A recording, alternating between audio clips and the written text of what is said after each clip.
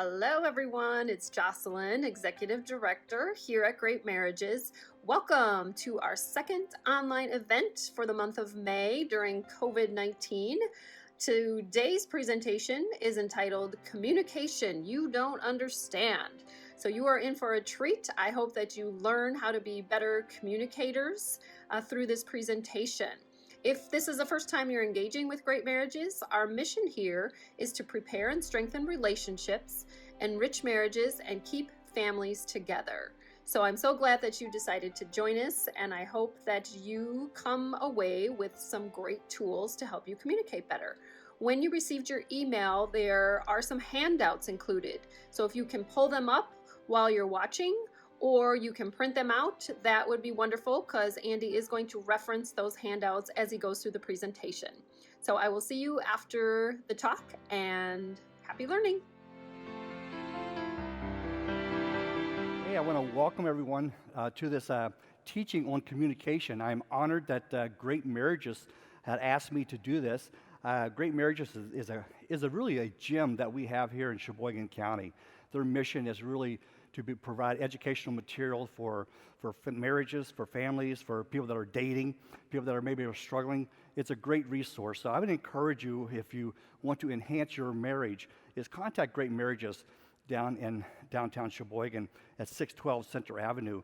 And I'm Pastor Andy. I want to just share a little bit about my background is that I'm a pastor, interim pastor. I've been pastoring at Hope Community Church in Manitowoc, Wisconsin for the last 4 years.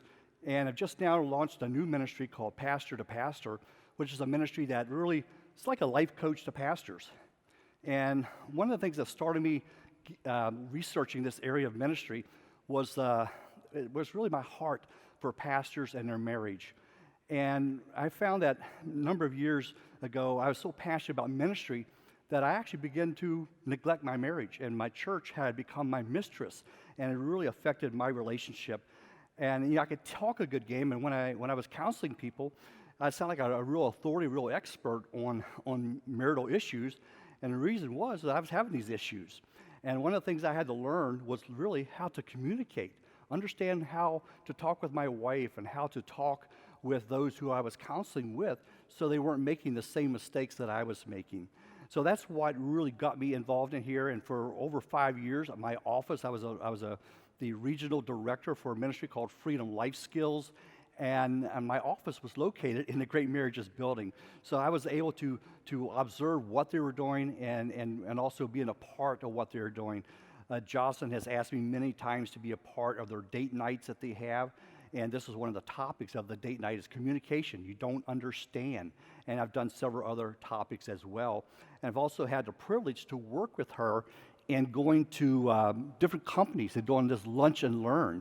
And we went to Bemis, and we went to Stelting Manufacturing up in Kiel, and just being able to just talk about leadership and talk about communication, talk about family, just really providing tools and resources to help people to really experience what a healthy relationship is all about.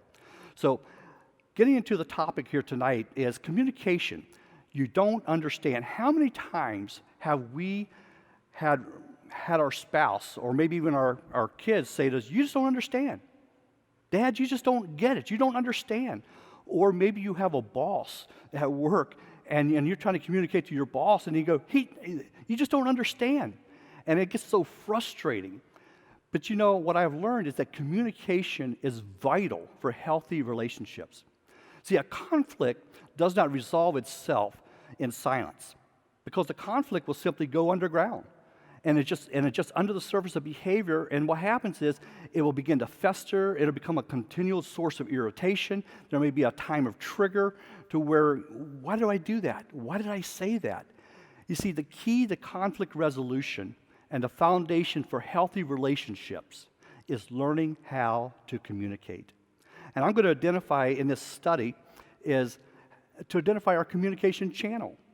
And also, I'm going to teach us how to bridge our communication channel with our spouse or our partner, with our children, with our coworkers. And we're also going to explore some listening techniques. We're going to look at the 17 nevers of communication. And I'm going to explain something that I think is a key statement. I think this is the missing link to effective communication. and it's this statement here. We don't see things the way they are. We see things the way we are. And that's going to be huge, and for us to come to an understanding about communication.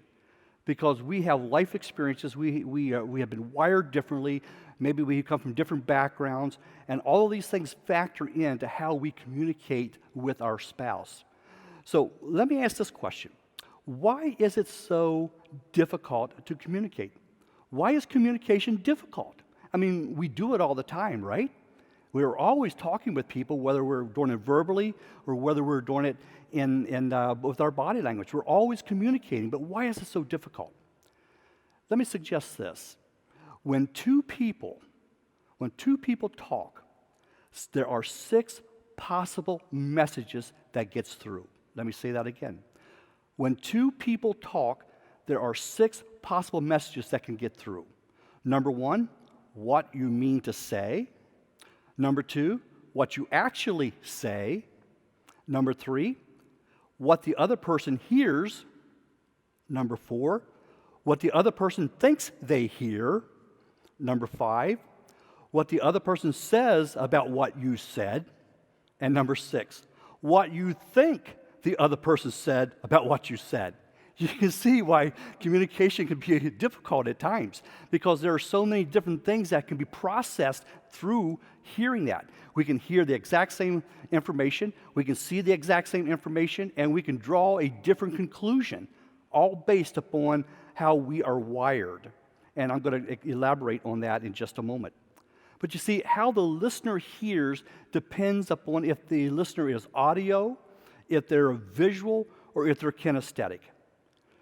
Now, every child is born with all 3 of these channels open until they are wounded emotionally. And then 1 or 2 begins to shut down.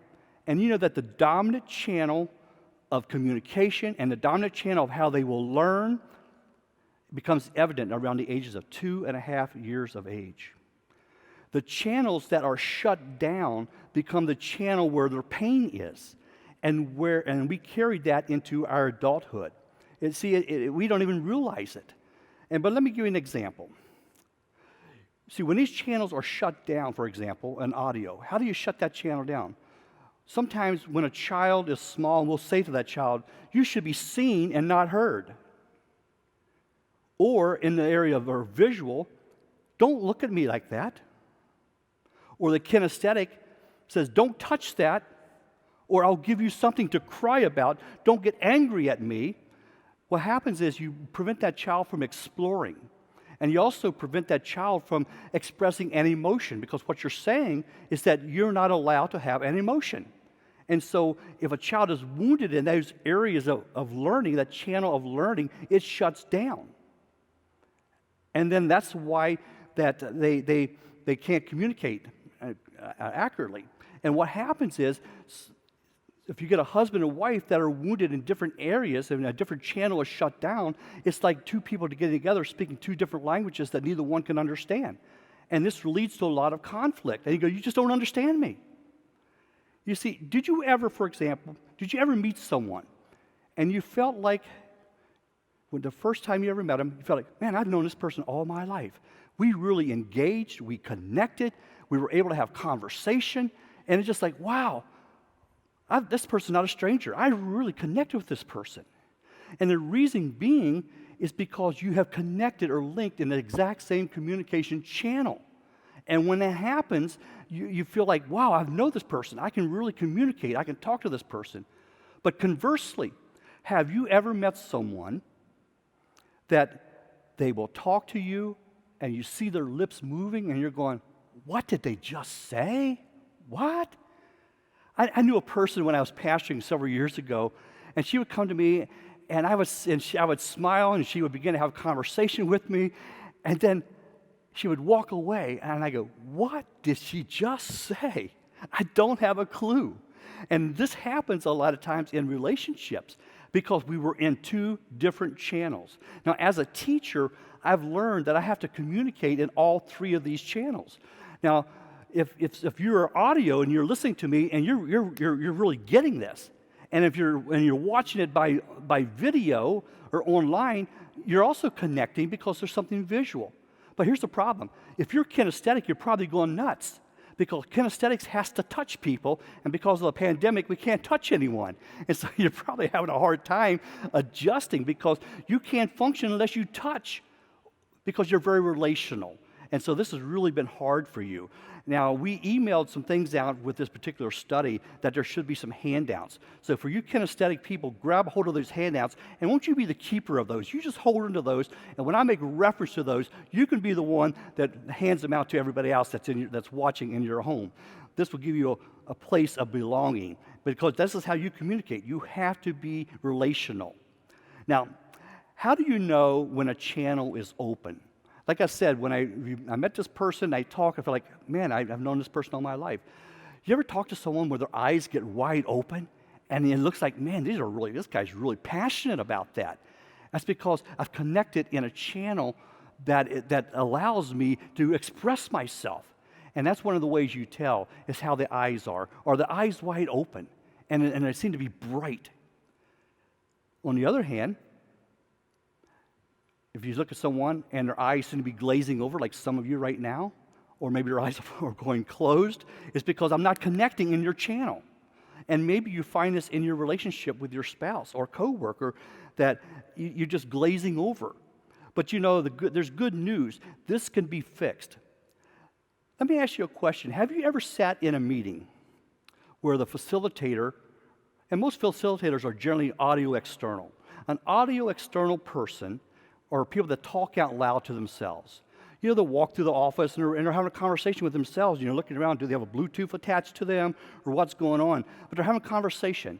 And they'll say something, well, I've got my keys here, I did this, I got to do this. But that's how they talk. That's how they process information, is they talk out loud. But here's a problem. Generally, I find that most audio external people are in a position of leadership, and generally his team around them are audio internal people. And audio internal people, they have to hear things. They have to think it through before they make a decision or give feedback. And see, an audio internal person, when they finally speak, a decision has been made. Whereas an audio external person speaks out loud, and they're just simply processing. They're the ones that will say, let's talk this through. Let's talk about this. And I remember several years ago, when I was still with Life Skills, I had a pastor come to me and says, you know, my staff and I are just not connecting. And can you help us with this? And I said, well, tell me a little bit about it. And so he shared with me about his staff and what he was doing. And I observed all right away that he was very audio external. And everyone on his staff were audio internal.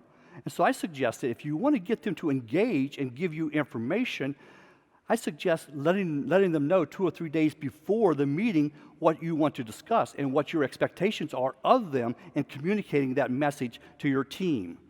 And this is even, I find, in a lot of marriages. A wife may, and it's generally the wife that will say, I want to talk about this. And a husband is frozen. He's like he's deer in headlights. The glaze look is in his eyes. And he's not sure how to respond to that. And sometimes they force a response, and then something is said or done that they can't take back, and then a conflict occurs.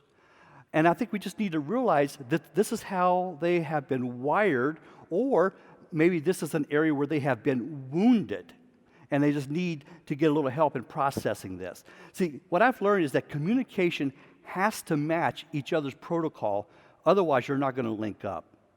Conflict results because you always believe that the way you are wired and the way you see things is the correct or the only way to do something. And it gets frustrating if you don't understand that we're all wired differently, especially in a marriage.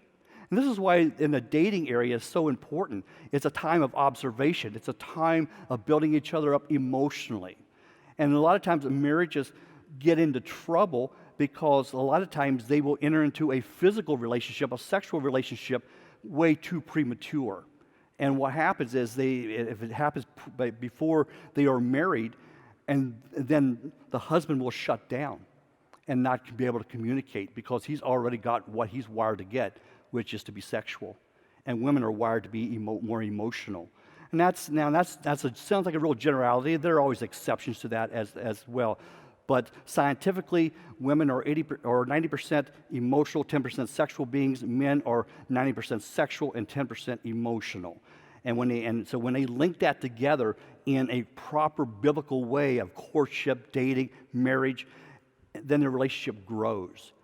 But the relationship will be impacted if there is premarital sex beforehand, because it affects how they communicate effectively. Now, we have learning differences. And I just mentioned we're audio, we're visual, we're kinesthetic. But let me just kind of explain a little bit more about that. An auditory person responds best to what they hear. For example, they'll communicate something like this. An auditory person will say, "Thank you for listening to me today. I want to talk to you about something that is difficult for me to say right now, and I hope you will hear what I'm trying to say." Do you catch the words, just the words that are being said here? Now listen to this. He says, "Thank you for listening to me. I want to talk to you. It may be difficult for me to say, but I hope you will hear what I'm trying to tell you." Now, a visual person, they picture sentences in their mind before they speak. A visual person will say, "Well, thank you for sitting down with me face to face. I want to describe a struggle that I'm having, and I hope you will be able to see what I'm trying to say." Whereas a kinesthetic person, or the feeling relational people, they'll say they have a heightened sense of touch and emotions or intuition. They respond on the basis of feelings.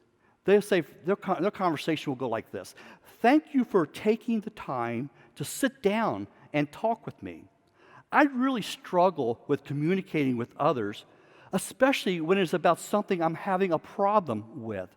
And I hope that you will bear with me." You see, a kinesthetic person always seems to put other people's needs above theirs. They're more concerned how you're going to respond, how you're going to react to things. These are the touchy-feely people. Now, remember, when you see the other person's words, style, and tone, he or she will listen. Flexibility in communication styles gives you influence and power in your relationships. Now, in your packet, some of you may be wondering, well, what am I? Am I audio? Am I visual? And am I kinesthetic? In your packet of emails, there was something that was sent to you called the Communication Channel Assessment. It's 8 questions. And basically, when you take this assessment and you tally up the score at the bottom, and it will tell you whether your dominant is visual, whether your dominant is audio, or where your dominant is kinesthetic. I suggest that you both make a copy for yourself. Both of you, husband and wife, take the quiz, or you and your partner take the quiz. And then if you have children that are old enough, maybe young teens, preteens, have them take this as well. Because a lot of times the problems and frustration are at home is that you feel like I'm drifting apart from my kids, that I'm not able to engage them. We're not connecting. We're not linking up. This will help you to determine if there's an area of their communication channel that may be shut down, and you may also identify what is their dominant area of communication, and that way you can adjust it. I also included in the package what I call neuro-linguistic verbs.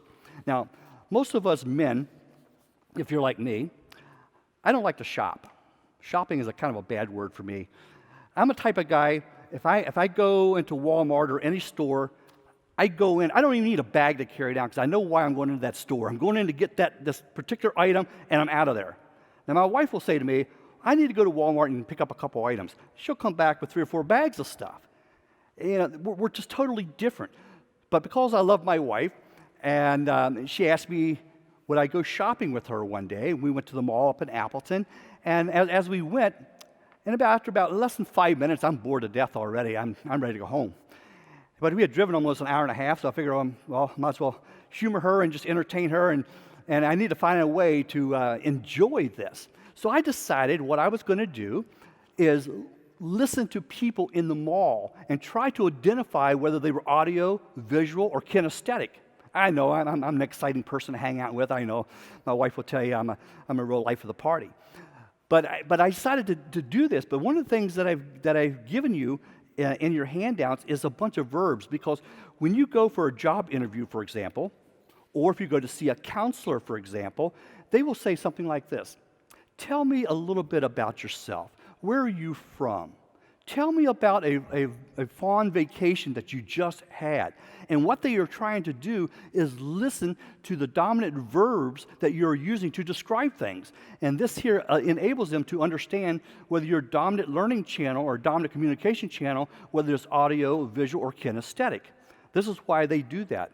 If you're a good HR person, you're really good at this because you want to link with them so you can fully understand and also be able to communicate that they will fully understand what you're trying to say as well. So if you get bored, guys, try that. Go shopping with your wife and start listening to what people, how they're talking, to identify where their communication channel is. So you have those handouts as well. So I want you to encourage you to take advantage of that. Now, let me address this question. You also have a handout that's called Perception versus Reality. And what it is, it's simply a little diagram that actually shows you that how we receive information and how this information processes through our various filters of our brain and comes down as our perception of reality. Now, and when I make the statement like this, we don't see things the way they are, we see things the way we are. And let me explain that. We have all heard how men and women process information differently, haven't we? The truth is, we all generally process information differently, and here's why. Our brains gather information through our 5 physical senses. This is the only way our brain can understand what is happening in our environment. So by building these definitions and recognizing patterns, the brain is now able to recognize, comprehend, and respond appropriately. However, because each person's experiences is different, our understanding of what is happening is also different. And this difference will lead to conflict. And these perceptions lead to our expectations of how the world works. This is why that if our expectations, the further our expectation is from the reality, the more angry we will get. I believe Pastor Derek just taught about that in his awesome marriage teaching he did last week. And as a director of life skills, my job was to be able to help people to see that perception is not always reality. And generally, it's not reality. It is just our perception of reality.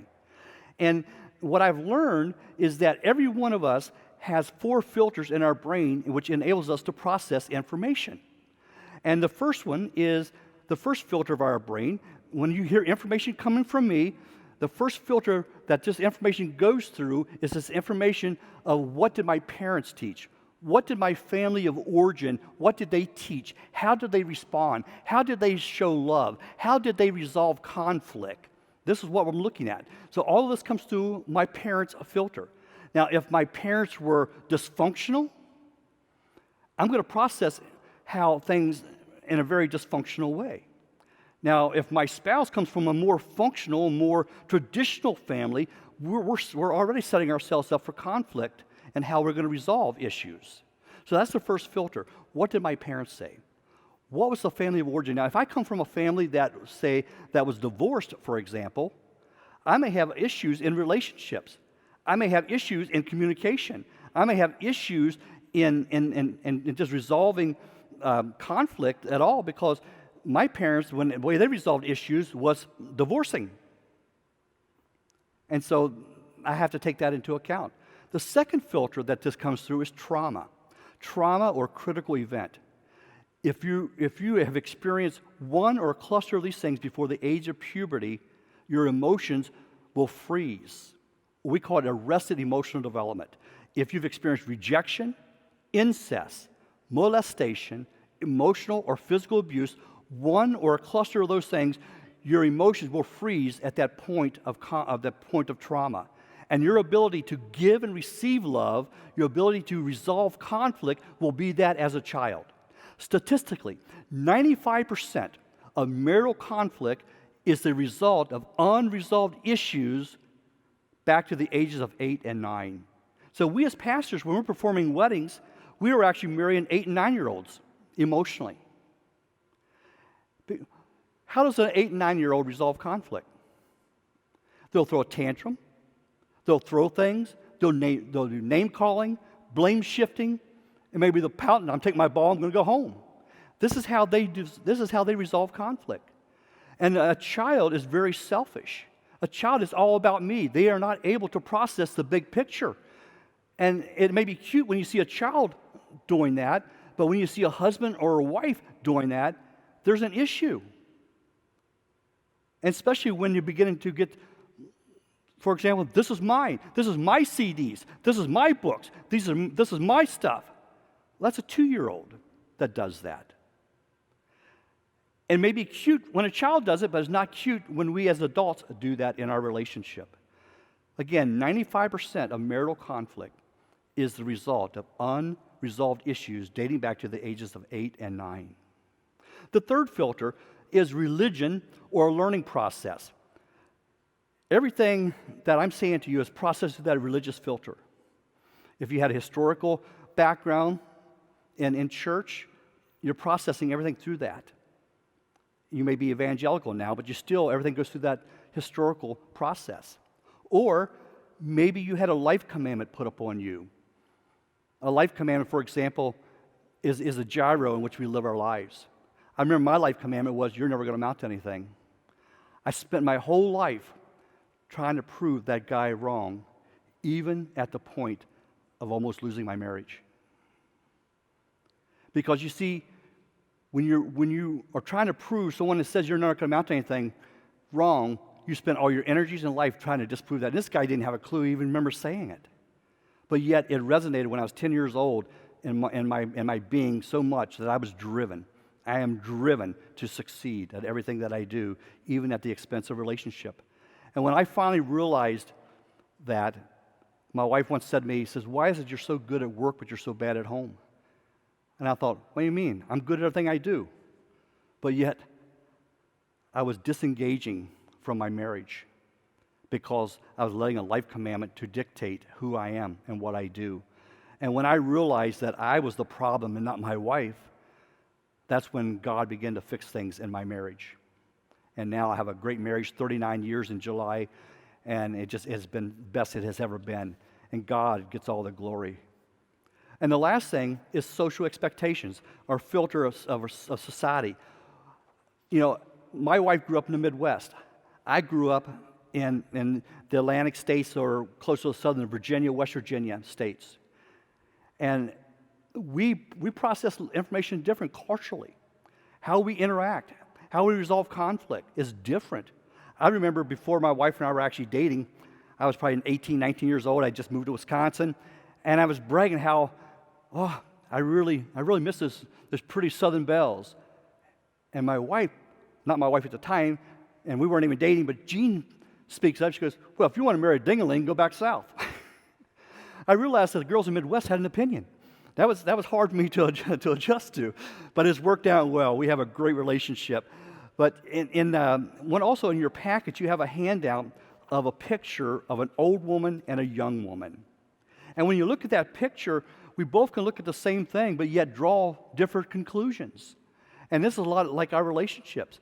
We both can hear information, we can see information, and we'll process it and draw different conclusions.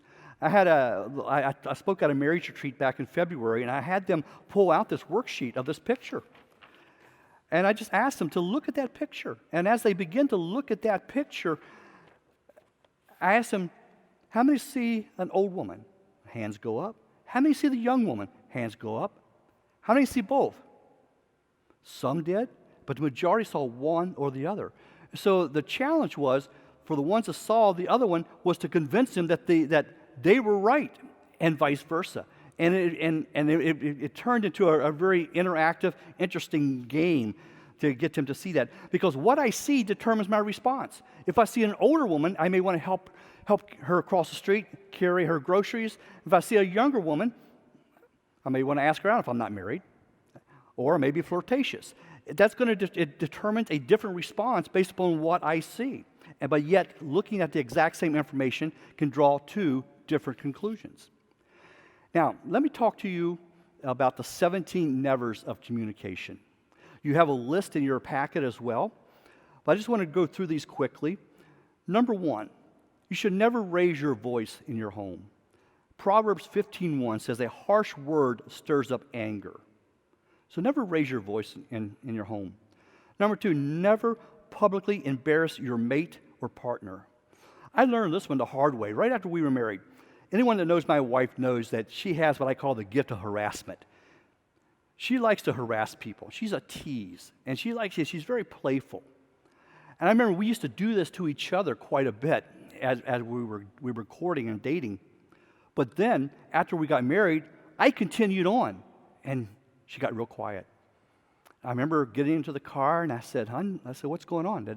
Is something wrong? She goes, "I'm your wife now. I'm in a different role." And she goes, I don't think it's healthy for us to be that type of playful in public. I said, oh, okay. You see how a lady, everything is interconnected. As a guy, we're still in our compartments, and I'm still back there having fun playing, but now I'm in a different role, which required a different behavior or a different response. And so never publicly embarrass your mate or your partner. Number 3, never argue in front of the children. And I think it's going to be contextual, what you're arguing about. But the main thing is that the children need the assurance that the parents love each other. See, if we argue in front of our children, this will cause the children to disrespect the parents, and they'll start playing one over the other. Number 4, never use your children in the conflict. See, children need that assurance that the parents love each other and that the parents are able to resolve the conflict. So never use the children to do your fighting for you. Don't use them as a pawn. Number 5, never talk about your spouse outside the marriage in the sense of demeaning, criticizing. I think it's important that we have a close friend that says, hey, I'm struggling in an area. Would you pray for me? But you don't need to dump all your garbage there, because this is a woman that God has brought unto you. Treat her as a prized possession that she is. She is a treasure. She's a jewel that God has given you. Never use sex to win. Number 7, never touch in anger. Number 8, never call names. Number 9, never get historical and call into account a wrong that is suffered.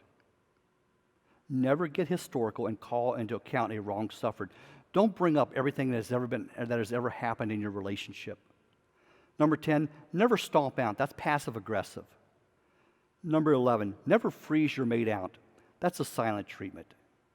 Number 12, never use the in-laws. Never use the in-laws. For example, I should have expected that. That's where your mother is. Or you're from evil seed. You're an evil seed. How could I expect anything better? That doesn't work. Number 13, never reason in the face of pain. If your spouse is ill or under the influence of chemicals or alcohol or overly tired, is not the time to have a conversation about resolving conflict. Number 14, never let the sun go down on your anger and give the devil an opportunity. Number 15, never reverse an argument. See, the goal is resolution and not to win an argument. Number 16, never fail to listen to your mate. And number 17, never harden yourself towards your spouse. These are some 17 nevers of communication. If we will practice that, what we're trying to do here is learning how to show value to the other person that God has given us. And let me just close with giving you some effective listening techniques. Number 1, listen with patience until your spouse or friend has spoken. So in other words, don't force a quiet mate to talk. Sometimes they need to digest an experience or a statement, primarily the audio internal. They need to hear it, process it through, and draw a conclusion. And if your spouse is that way, give them that space. But also need to agree upon a time where conversation can be had. If they need a day, if they need a few hours, agree to that. But you must also agree that we're going to get together and resolve this, not hoping that the person will forget about it and then move on. But be patient. Don't force them to speak if they're not wired that way. So that's why it's important to recognize what is their communication channel. You need to link to that channel. Number 2, listen with your face. Look at your mate when they talk. Give them your full attention.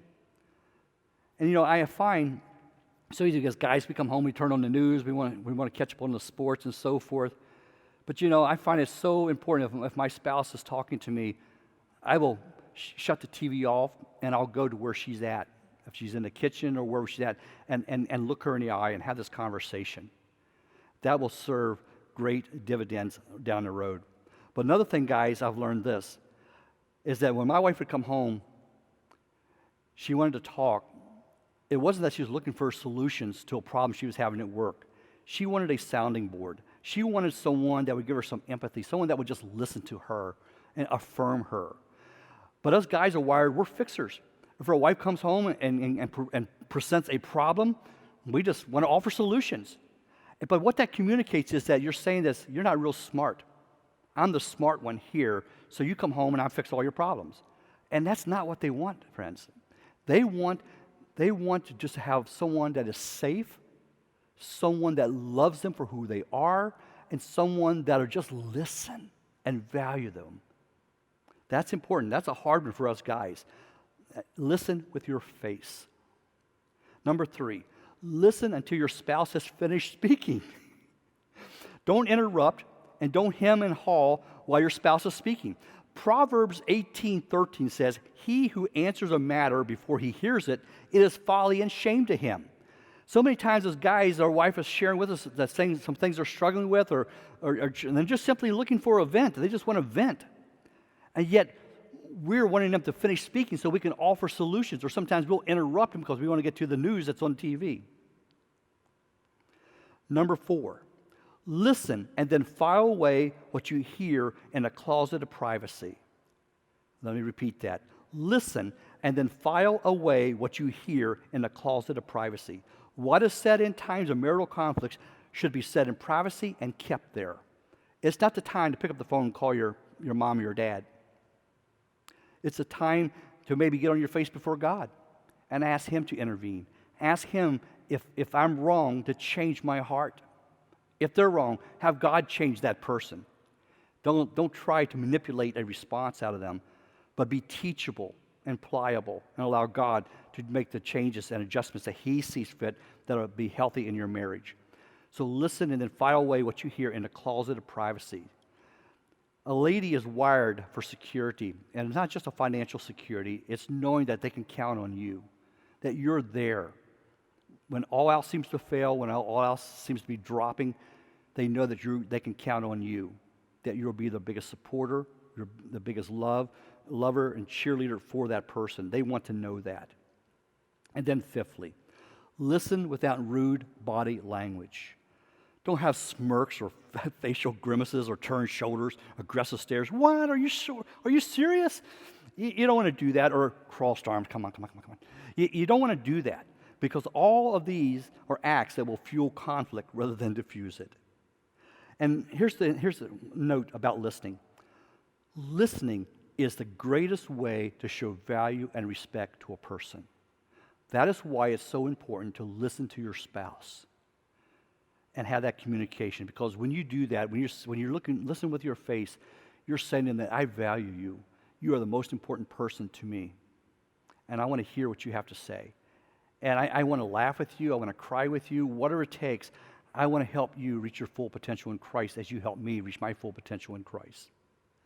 In closing, if you haven't gotten anything that I've said here today, remember this one thing. Anytime in a relationship, anytime there's conflict, remember that the value of the relationship is always greater than the conflict of the moment. The value of the relationship is always greater than the conflict of the moment. I trust that this teaching upon communication has been a blessing to you, and that you've learned some practical tools that will help take your marriage to the next level. Thank you, and God bless you. I hope that you gained a wealth of knowledge through listening to Andy and all about the channels and the filters, and encourage you to take that little quiz that's one of the handouts to find out what channel you primarily use. Listen to the verbs that each other uses and try to be sensitive if you're not speaking in the same channel. I know that this COVID-19 quarantine time has been challenging for many, and just remember, we're here to help you. Engage with us, call us, shoot us an email if you need a resource or have a question. Check our Facebook daily. We're posting encouragement on there for you. If any questions arose from Andy's presentation, email events@great-marriages.org, and we would be happy to pass those along to Andy and get them answered for you or find you the resources that you need. So just remember, we are here to help you. And the last thing Andy said, you need to remember that the value of your relationship is greater than the conflict of the moment. I've texted that to my husband several times when we've had disagreements. Jot that down. Remember it. The value of your relationship is greater than the conflict of the moment. So with that, we will leave you and hope to see you very soon. Check out our upcoming events on our website, and hopefully we will see you there in person. Thanks for joining us.